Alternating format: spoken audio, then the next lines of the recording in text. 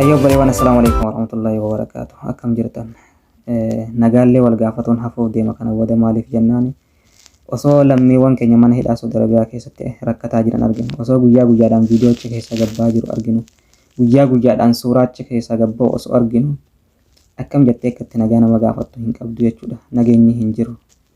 Egaa dhaamsa gabaabaa tokko qaba gama feesbuukaatiin laayivillee dhufnaan neetwoorkiin na baase.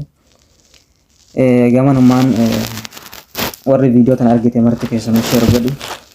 Waanuma gabaabduun dubbadhaa jechuudha. Warroonni mana hidhaa Saudi Arabiyaa keessaa jechuun yeroo ammaan tanaa kana namni achi keessaa fira hin qabne hin jiru.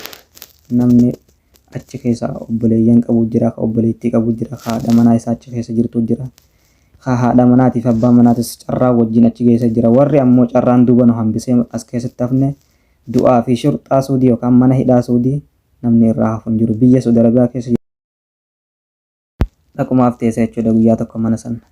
Kanaaf nutis guyyaadha hin beeknu amma jechuudha warri mana hidhaa san keessa jiran silaa abdii qabaatanii hatta waggaa 50 hidhamtanii baatanii jaanii silaatti burame waggaa isaanii jechuudha ni eeggatan.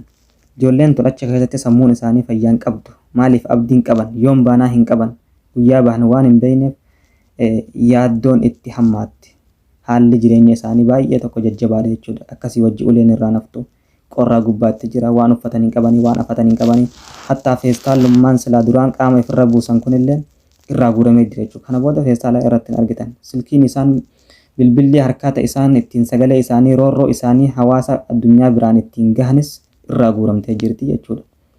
Uleedhaan akkamitti akka tumamaa jiran argaa jirtan sooshaal miidiyaa kanarra jirtan yoo ta'e rakkoo isaanii tana jettee dubbatuu hin dandeessu jechuudha. Waan hangana hin ga'amne irra gahaa jira lammii ta'e. Kanaaf warra achi keessaa ati irra carraatu duuba si hambisee as keessatti hanga turtu hin beektu. Atis carraa duuba si hambise anaaf atillee jechuudha. Garuu ijoollee ifiifuu sammuun isaanii biis taate guyyaa bahan hin beekne karamitti akka ba'an maaliif furmaanni keenyaa hin beekne nuu iyyaa jechaa iyyaa jiran tana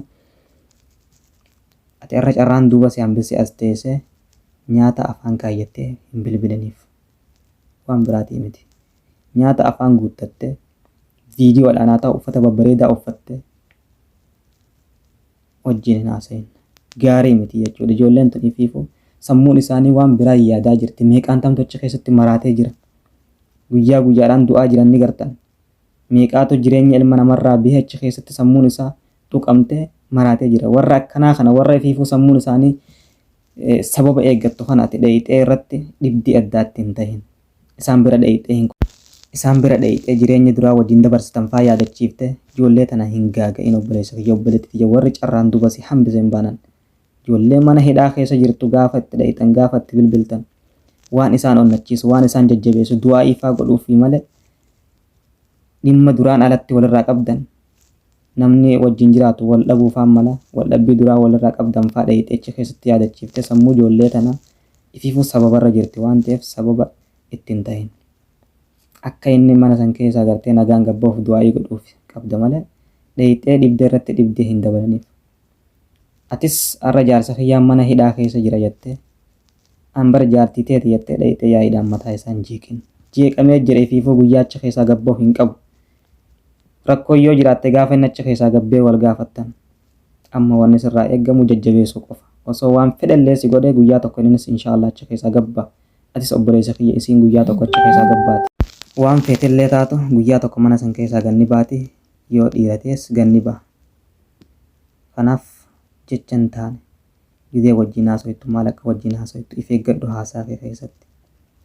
Sammuun isaanii fitteerra jirti. Sababa barbaaddi.